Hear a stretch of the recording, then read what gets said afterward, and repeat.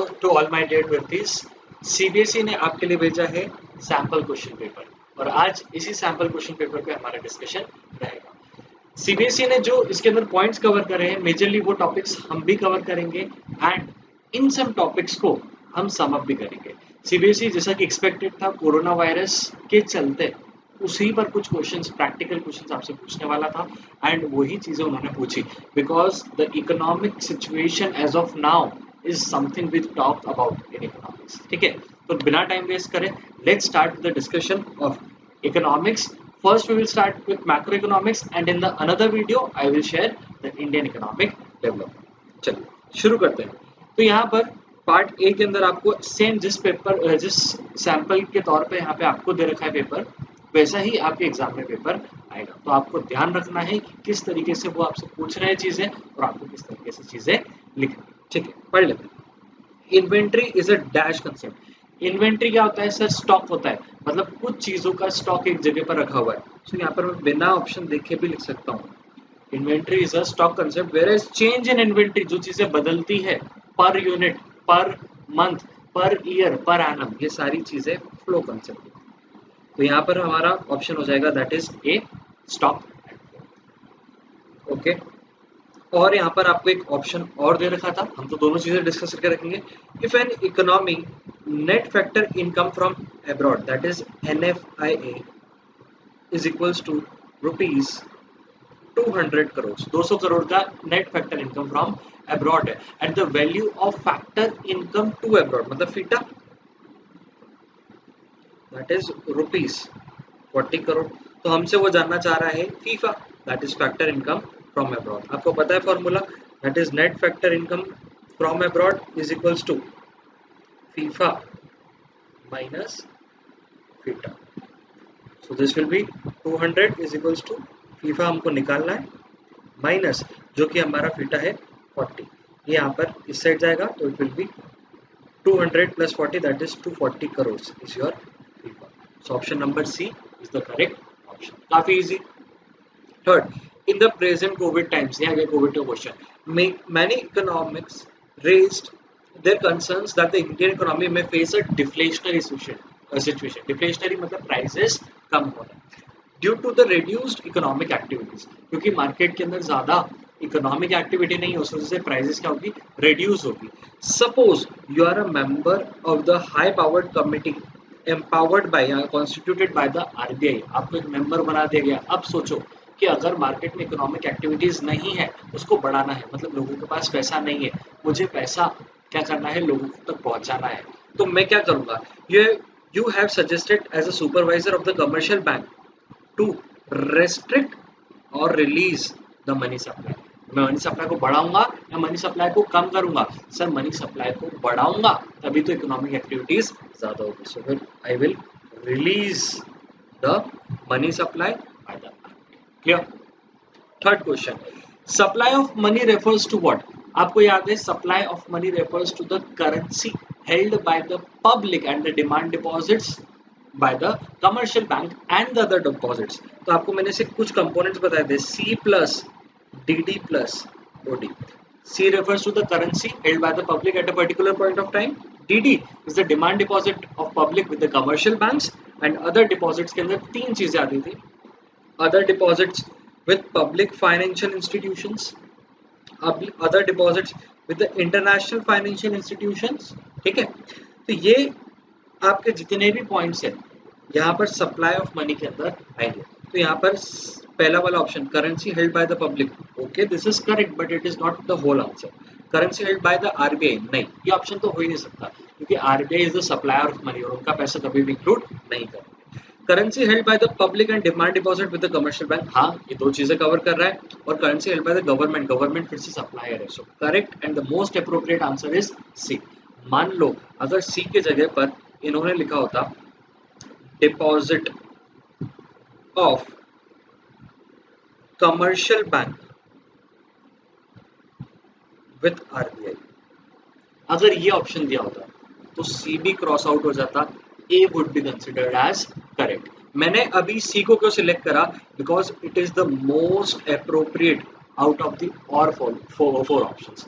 हो सकता है दो ऑप्शंस करेक्ट हो, but you have to select the most appropriate. You are in 12th class, तो ये एक्सपर्टीज आपसे वो एक्सपेक्ट करेंगे। So this need to be kept in mind. तो एक क्वेश्चन के साथ ही मैंने आपको यहाँ पर दो क्वेश्चन करा दिए। चलिए, identify the correct pair. Pair select करना है, मतलब ए के साथ फर्स्ट, बी के साथ सेकंड, सी के साथ थर्ड, डी के साथ फोर्थ, चारों में से कोई एक करेक्ट है। स्टूडेंट क्या करते हैं यहाँ पे मैच द फॉलोइंग करके आ जाते हैं, जो कि गलत है, ऐसा नहीं करना है। ठीक है, करेक्ट पेयर ढूंढना है फ्रॉम कॉलम 1 एंड 2। क्या ये दोनों सही है? क्या बोल रहा है ये? Current account surplus. सरप्लस कब होता है? जब रिसीट ज्यादा हो और पेमेंट कम हो। तो इन गधों ने क्या कर दिया, receipt is less than payment, तो ये तो गलत हो गया। डी वाला option, current account surplus that is receipt greater than payment, ये ऑप्शन करेक्ट है। लेकिन मैं फिर भी सेफ्टी के तौर पर बाकी ऑप्शंस को भी व्यू करूंगा, मैं स्किप यहाँ से नहीं करूंगा। ये चीज आपको भी एग्जाम में ध्यान रखनी है। बैलेंस करंट अकाउंट, मतलब receipt is equals to payment, इन्होंने नॉट इक्वल टू करे, तो ये भी गलत हो गया। और last, current account deficit that is receipts less than और इक्वल टू पेमेंट। बेटा लेस देन होता तो ये भी सही हो जाता, लेकिन उन्होंने इक्वल टू भी यूज करा, लेस देन इक्वल टू, तो ये भी गलत हो गया। So B option is the correct. I will take this. Fifth, identify which of the following statement is true. इनमें से कौन सी चीजें सही है? You have to choose the correct alternative. First, the flexible exchange rate gives the government more flexibility to maintain large stocks of foreign exchange reserve.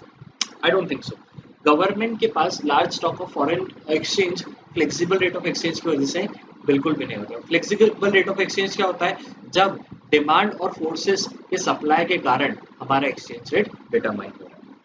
फिर in the manage floating, manage floating कौन करता है? RBI. In the managed floating exchange rate system, the government intervenes. No, government does not intervene. The RBI intervenes. In the managed floating system, the central bank, यहाँ गया आपका RBI, intervenes to moderate the exchange rate fluctuations. So C option is the correct. और last में क्या लिखा है उसको भी पढ़ लेते हैं। In the fixed exchange rate system, market forces fix the exchange. भैया आप फिक्स की बात कर रहे हो तो मार्केट फोर्सेस कहाँ है? क्लियर, ये ऑप्शन भी गलत है। फिर सिक्स क्वेश्चन की बात करते हैं। And Indian real estate company receives rent from Google in New York. एक इंडियन कंपनी है, रियल एस्टेट कंपनी है, उसको गूगल इन न्यूयॉर्क से कुछ रेंट मिलता है। This transaction will be recorded as, बेटा ये रेंटल सर्विसेज दे रहे हैं। और याद करो आपके करंट अकाउंट के अंदर आपका जो एक्सपोर्ट और इम्पोर्ट ऑफ सर्विसेज रहता है वहां पे ये चीज आएगी, और आपको पैसा मिल रहा है तो क्रेडिट हो रहा है, तो credit to what? Your current account. So A option is the correct. Read the following news report and answer the question 7 to 10 on the basis of the same. Again, it is related to your COVID thing. ठीक है, कुछ नई बात नहीं बोल रहे ये लोग, लेकिन हाँ हमको ये चीज को एक बार ओवरव्यू करना पड़ेगा, ताकि हम जब इसको एग्जाम में फेस करें ये आपके लिए इजी रहे। एक बात ध्यान रखना, एग्जाम में ये चीजें बिल्कुल पूछी जा सकती है, तो हमको करंट सिनेरियो पर नॉलेज होना चाहिए। ठीक है, the RBI cut the repo rate to 4.4%। Repo rate क्या कर दिया, मैं यहाँ पर लिख देता हूँ, कट कर दिया गया। लोएस्ट इन द 15 ईयर्स, 15 साल में सबसे कम का repo rate. It reduce the CRR, उसको भी कम कर दिया। इन द लास्ट 7 ईयर्स सबसे कम हो गया। CRR cut by the 100 basis points to release 1.37 lakh crore across the banking system. RBI Governor Dr. Shaktikanta Das predicted a big global recession and said India will not be immune. It depends how India responds to the situation. Aggregate demand may weaken and ease core inflation. मतलब यहाँ पर prices बढ़ने का अनुमान हो रहा है। याद करो थोड़े क्वेश्चन पहले उन्होंने डिफ्लेशन की बात करी थी, यहाँ पे इन्फ्लेशन क्यों बोल रहे हैं? क्योंकि अगर मार्केट में सप्लाई नहीं होगी, डिमांड फिर भी है, तो जब सप्लाई नहीं है डिमांड ज्यादा है, आपके प्राइसेस राइज होंगे, इसलिए यहाँ पर इन्फ्लेशन की सिचुएशन की बात करी। अब गवर्नमेंट क्या करना चाहती है? 7 to 10 क्वेश्चन में हम उसको डिस्कस करेंगे। Cut in repo rate by RBI is likely to. Repo rate क्या होता है? Repo rate is the rate at which RBI lends money to the commercial bank. तो ये रहा आपका आरबीआई और ये रहा आपका commercial bank. RBI commercial bank को रेपो रेट पर लोन्स देता है। आप ऐसा मान लो कि आरबीआई कमर्शियल बैंक को रेपो रेट पर लोन्स देता है। अब इन्होंने ये लोन का रेट कम कर दिया, तो ये कमर्शियल बैंक अपनी बोरोइंग से करेगी, इंक्रीज कर देगी क्योंकि सस्ते रेट पे लोन मिल रहा है और इससे मार्केट में money supply increase. Clear? So, cut in the repo rate by RBI is likely to increase the demand for goods and services in the economy. क्यों increase हो जाएगी demand? क्योंकि लोगों के पास पैसा ज्यादा आ जाएगा. Clear? Next, 8. Decrease in CRR ratio. CRR क्या होता है? जितना आपको कैश रिजर्व रेशियो RBI के पास रहता है, मतलब जितनी भी हमारी कमर्शियल बैंक है उनको बोलते हैं कि इतना उसमें से आपको कुछ fix percent of demand deposit you have to keep with the RBI. अब इन्होंने क्या करा, इस परसेंटेज को डाउन कर दिया, मतलब RBI के पास पैसा भी कम रखना पड़ेगा. सो डिक्रीज इन CRR, उससे क्या होगा, बैंक्स के पास पैसा ज्यादा, वो ज्यादा लेंड कर सकती है, मतलब देयर विल बी व्हाट, क्या there will be fall in aggregate demand? नहीं. क्यों नहीं होगा ये? क्योंकि मार्केट में पैसा ज्यादा आएगा, बैंक ज्यादा लेंड करेगी तो मार्केट में पैसा ज्यादा, मनी सप्लाई बढ़ गया, और मनी सप्लाई के बढ़ने से एग्रीगेट डिमांड कम होता है कि बढ़ता है? Answer is there will be rise in the aggregate demand. So directly option C is the correct option, that is rise in the aggregate demand. Moving to next question number 9. The difference between actual aggregate demand exceeds the aggregate demand required to establish full employment equilibrium is known as. देखो इसको समझने ध्यान से, ये आगे आने वाले chapters में कुछ क्वेश्चंस हैं ऐसे जो आपके आने वाले हैं. This is the question for your excess demand and deficient demand, problems of excess demand and deficient demand. ये कह रहा है कि मार्केट में एग्रीगेट डिमांड जो एक्चुअल है वो इक्विलिब्रियम वाले एग्रीगेट डिमांड से ज्यादा है. इक्विलिब्रियम वाला एग्रीगेट डिमांड मतलब when aggregate supply is equals to aggregate demand at full employment level.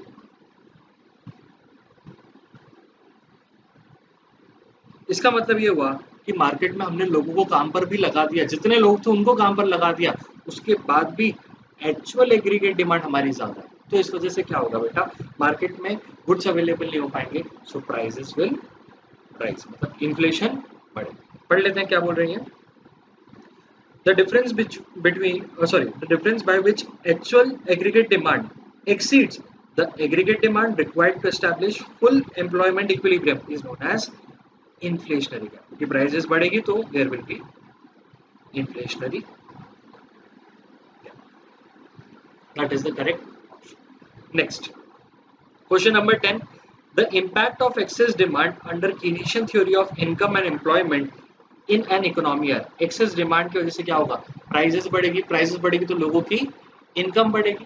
Basically देखा जाए तो एक तरह से जब आपने फुल एम्प्लॉयमेंट इक्विलिब्रियम पर प्रोडक्शन कर लिया तो क्या अब ये प्रोडक्शन इंक्रीज हो सकता है क्या?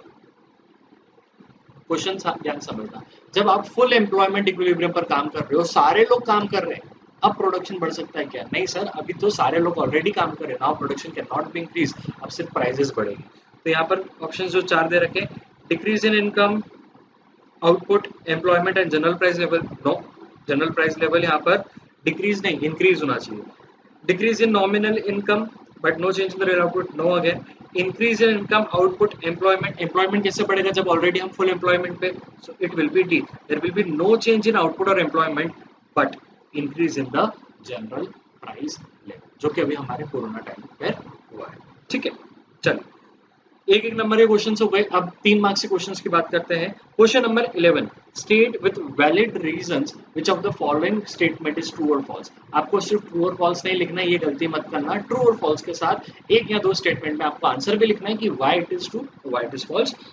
पहला ए ऑप्शन दे रखा है, gross value added at market price and GDP at market price are one in the same thing.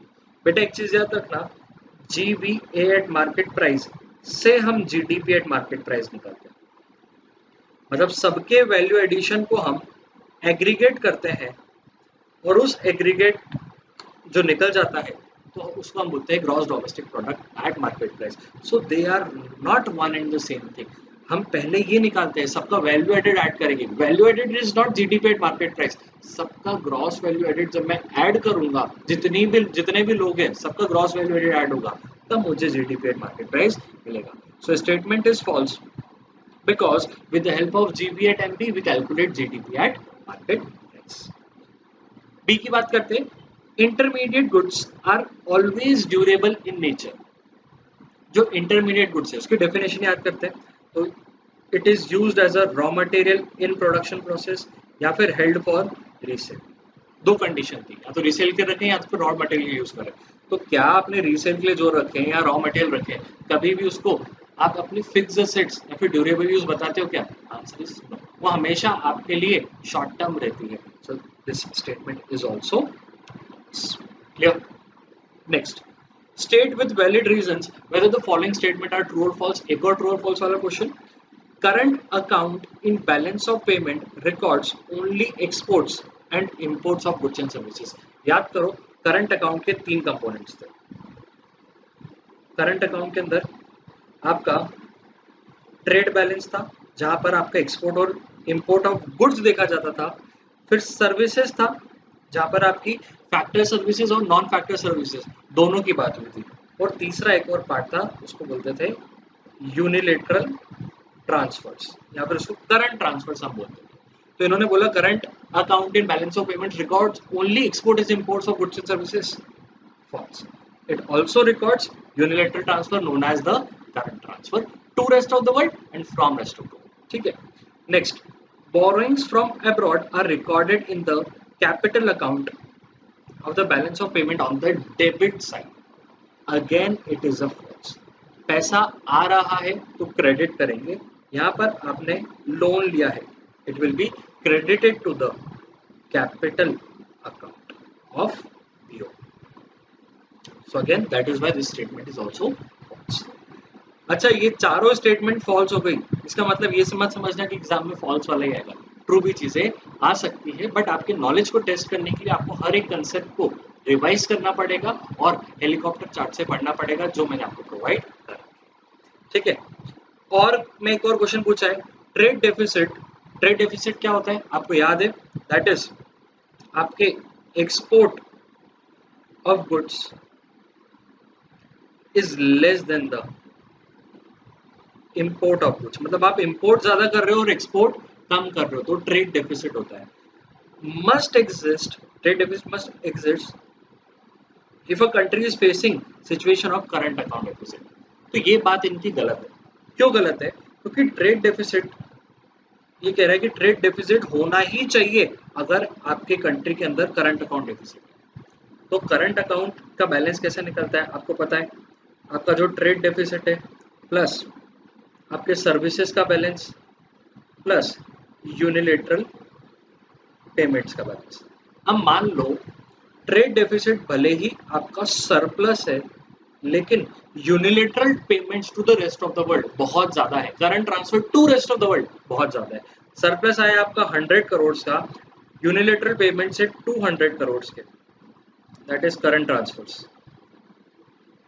तो आपका जो बीओपी का करंट अकाउंट डेफिसिट आएगा दैट विल बी 100 करोड़ का डेफिसिट.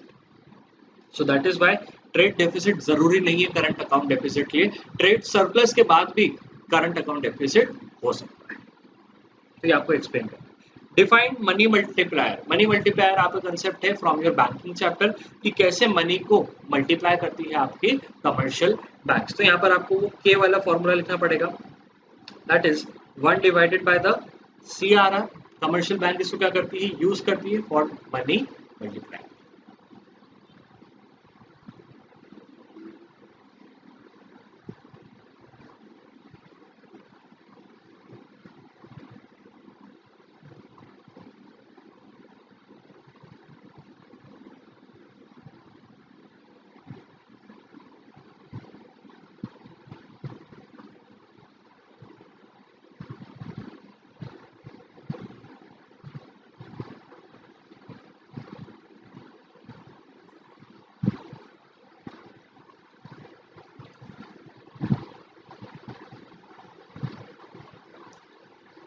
अब क्योंकि ये क्वेश्चन उन्होंने सिर्फ एक नंबर में पूछा है, यहाँ पर देखो इसके राइट में यहाँ पर एक नंबर लिखा. So you have to just define what is money multiplier. So it is the process of the commercial bank by which it creates the money with the use of the primary deposits and the secondary deposit. That is the demand deposits itself. Okay.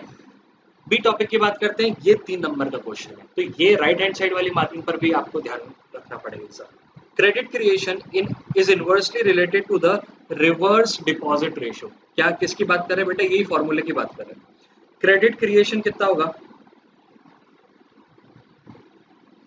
उसका formula था 1 divided by the CRR। अब ये बोल रहा है it is inversely related to the reserve deposit ratio. तो देखना यहाँ पर, मान लो आपका जो CRR है वो 10% है, तो देखते हैं क्रेडिट क्रिएशन कितना होगा। एक एग्जांपल ले रहा हूँ जो क्वेश्चन में पूछा भी है, ठीक है। That is 1 divided by CRR, that is 1 divided by 10%, that is 1 divided by 0.1, answer is 10 times. ये मैंने CRR 10% लेकर के लिखा। अब मैं CRR को लेट से 50% रख देता हूँ। मैंने CRR को क्या करा है? इंक्रीज करा है। तो क्वेश्चन के हिसाब से इनवर्सली प्रोपोर्शनल है, तो आपका क्रेडिट क्रिएशन डिक्रीज होना चाहिए। देखते हैं क्या होता है। Credit creation is equals to 1 divided by CRR, that is 1 divided by 50%, that is 1 divided by 0.5, क्या आ गया आपका? 2 times।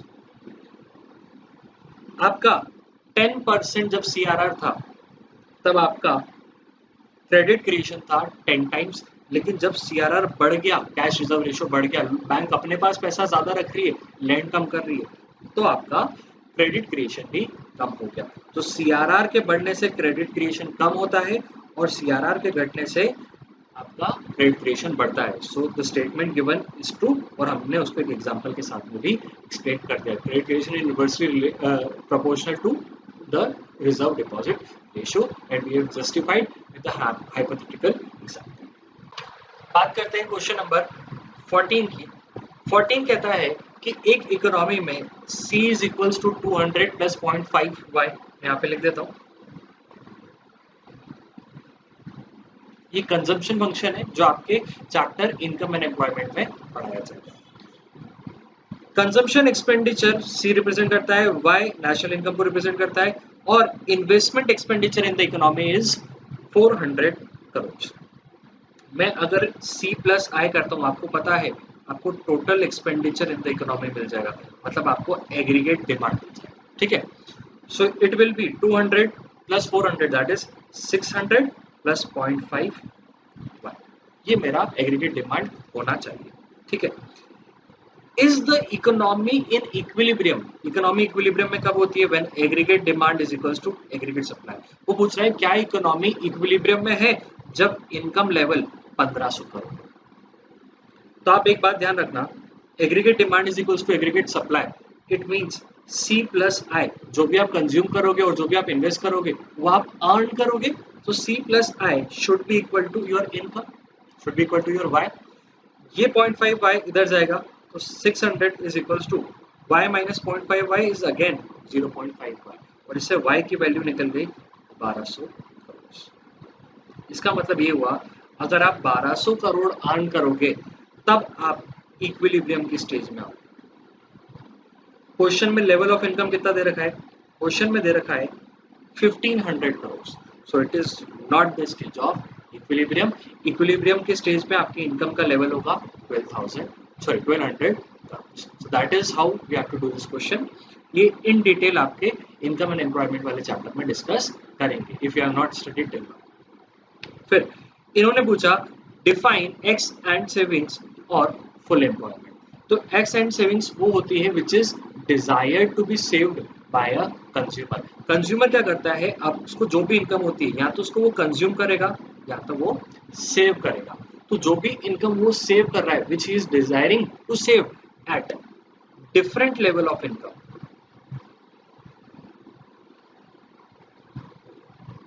that is known as X and savings. Full employment is the level of employment where all the people who are willing to work at the existing wage rate are getting the work, and there is what?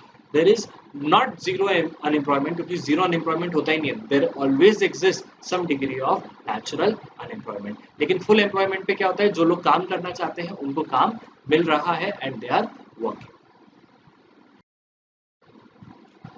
Next question. India GDP contracted by 23.9% in the April to June quarter of 2021 as compared to the 1920 suggested that the lockdown has hit the economy hard, जो कि सच बात भी है. State and discuss any two fiscal measures that may be taken by the government of India to correct the current situation and in the news report. जैसे ये report में हमको दे रखा है, इसके अंदर जो सिचुएशन है उसको करेक्ट करने के लिए गवर्नमेंट क्या फिस्कल मेजर्स ले सकती है. तो बेटा जब भी फिस्कल की बात होती है तो हमेशा आपको क्या याद रखना है, गवर्नमेंट के एक्सपेंडिचर्स एंड गवर्नमेंट की. तो गवर्नमेंट कैसे इसको सही कर सकती है, गवर्नमेंट को जो इनकम मिल रही है किसके फॉर्म में मिल रही है, टैक्सेस के फॉर्म में. तो बेसिकली जब जीडीपी कम हो गई, मतलब लोगों के पास इनकम कम है, तो आप टैक्सेस को भी रिड्यूस कर दो ताकि लोगों पर बर्डन ना हो.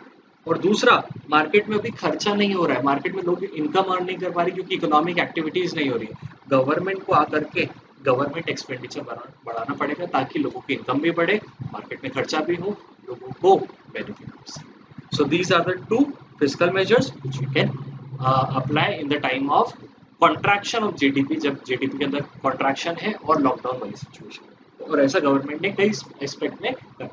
ठीक है. क्वेश्चन 16, डोमेस्टिक और household services performed by a woman may not be considered as an economic activity.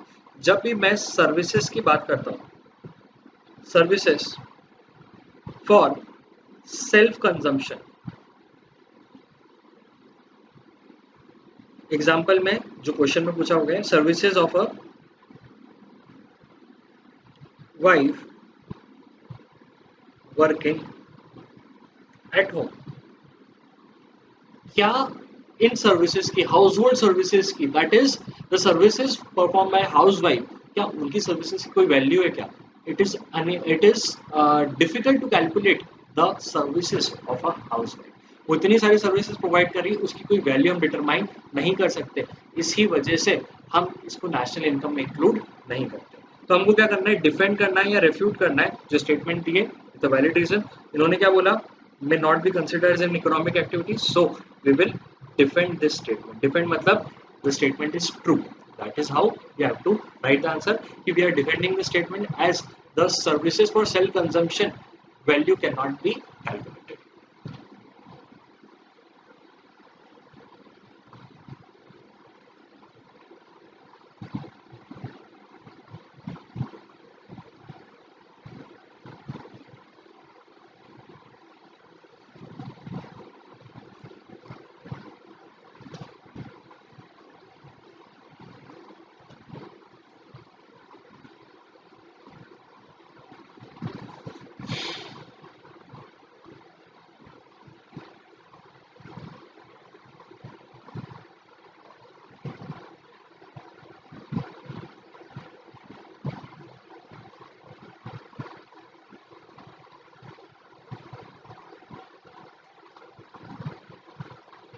Next, B part.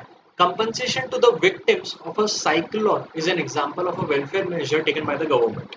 State with valid reason should it be included or not included in the estimation of the national income of India. तो national income के अंदर हम factor income को लेते हैं. ये जो payment मिला है to the victims of cyclone, क्या ये उनकी earning है? क्या उन्होंने cyclone के अंदर कुछ मेहनत करी और उसके लिए उसको compensation मिला है? तो ये एक तरह से ट्रांसफर इनकम है जो गवर्नमेंट उनको दे रही है, एक मुआवजा दे रही है, कंपनसेशन पे कर रही है. It is not earn, so it will not be included in the estimation of national income. This is how we have to answer it. एक और पार्ट में इन्होंने एक और क्वेश्चन पूछा, ये तो बहुत ज्यादा इजी क्वेश्चन है. Suppose the GDP of nation x, इसके लिए हम एक टेबल बना लेते हैं. इधर एक्स नेशन का हम जीडीपी की बात कर रहे हैं, वॉज 2000 करोड़. तो यहाँ पर एक 2018-19 it was 2000 crores, whereas the GDP of nation Y in the same year was 1,20,000 crore. तो यहाँ पे लिख दिया 1,20,000 crores. If the GDP of nation X rises to 4,000 crore in 1920, 2019-20 में ये 4,000 करोड़ पर पहुँच गया. And the GDP of nation Y rises to 2 lakh crore, ये आपका 2 lakh crores पर पहुँच गया. Compare the rate of change of GDP of X and Y taking 2018-19 as the base year. Base year मतलब जिसको डिनोमिनेटर में रखना है. उन्होंने बता दिया 18-19 के फिगर्स को हमको डिनोमिनेटर में रखना है और हमको चेंज कैलकुलेट करना है. तो देख लो भैया कितना चेंज हुआ 2000 से 4000. There is a change of 2000 crore.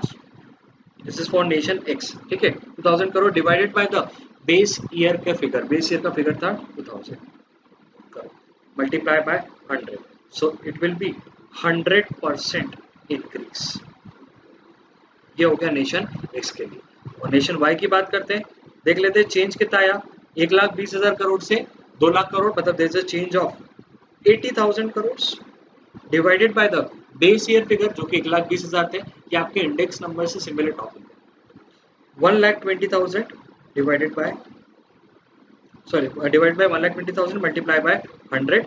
It will be 2 divided by 3, that is 66.67%. तो अगर आप इन परसेंटेज के टर्म्स में देखोगे considering 2018-19 as the base year, आपका जो एक्स नेशन है उसकी ग्रोथ रेट ज्यादा है compare to the growth rate of nation one. चलिए 17 क्वेश्चन.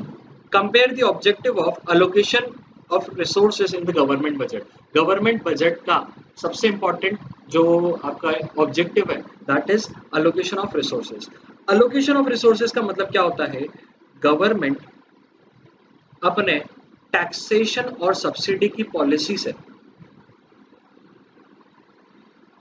क्या करती है, जिन products harmful to human being है जैसे सिगरेट्स, उन पर हेवी टैक्सेशन लगाती है और जो products needful for the human being है उनको सब्सिडाइज करती है, उस पर सब्सिडी इंक्रीज करती है. तो इस तरीके से जो रिसोर्सेज का अलोकेशन है इकोनॉमी के अंदर गवर्नमेंट उसको गवर्नमेंट बजट के थ्रू मैनेज करती है. गवर्नमेंट बजट में ही ये आपको टैक्सेशन और सब्सिडी पॉलिसी गिवन है. ठीक है. Next part, discuss briefly how the government budget can be used as an effective tool for the process of employment generation. आप देखोगे गवर्नमेंट के कई सारे प्रोजेक्ट्स होते हैं for construction of dams, roads, bridges. ये सारे प्रोजेक्ट्स के अंदर गवर्नमेंट क्या करती है, लेबर को वेजेस प्रोवाइड करती है, अपॉइंट करती है और उनसे काम करवाती है. यहाँ पर एम्प्लॉयमेंट मिल रहा है. रूरल एरियाज के अंदर मनरेगा scheme, Mahatma Gandhi national rural employment guarantee act, इसके तहत कई सारे लोगों को क्या करा था, उन्होंने एम्प्लॉयमेंट को पहुंचाया था. और इसके अलावा भी अगर आप डिफेंस की सर्विसेज देखो गवर्नमेंट की, आपका पार्लियामेंट, ये भी तो गवर्नमेंट ऑफिसर्स है.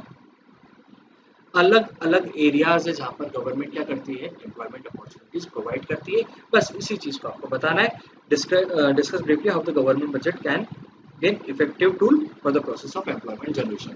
तो गवर्नमेंट क्या कर सकती है, अलग अलग स्कीम जैसे मनरेगा है, ऐसी कोई स्कीम्स, स्वर्ण जयंती रोजगार योजना अगर आपको याद हो तो ये सारी अलग अलग, प्रधानमंत्री रोजगार योजना, इन सब योजना के थ्रू गवर्नमेंट क्या करती है, एम्प्लॉयमेंट अपॉर्चुनिटीज प्रोवाइड करती है with the help of the budget. So this is all about your macro economics, जो कि काफी इजी पार्ट इन्होंने बोला है आपके सैंपल पेपर में. इसको देखकर के ऐसा लगता है कि आपके जो कोरोना वायरस है उस पर क्वेश्चंस डेफिनेटली पूछे जा सकते हैं. What we need to do is हमारे कंसेप्ट्स को थॉरोली रिवाइज करना है और कोविड का इम्पैक्ट देखते हुए उसको एक बार और स्टडी करना है. We will cover this part in revision as well. अभी के लिए आप इस